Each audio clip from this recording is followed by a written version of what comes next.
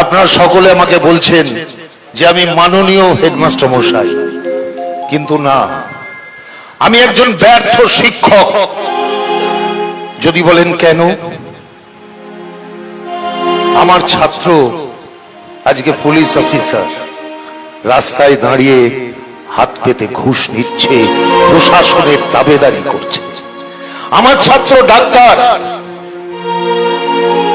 রোগীদের নিয়ে ব্যবসা করছে। আমার ছাত্র বিএলআর, নিউট্রিশন করতে গেলে টাকা চাইছে। আমার ছাত্র এসডিও, একটা ফাইল এই টেবিল থেকে ওই টেবিলে পাঠাতে গেলে সে ঘুষ চাইছে। আমার ছাত্র শিক্ষক, তার শিক্ষা কি? বৃদ্ধ বাবা মাকে বৃদ্ধাশ্রমে পাঠিয়ে দিচ্ছে। অতএব আমি মাননীয় হেডমাস্টার মশাই নই, আমি যাদের শিক্ষা দিয়েছি ভুল শিক্ষা দিয়েছি, আমি ব্যর্থ শিক্ষক।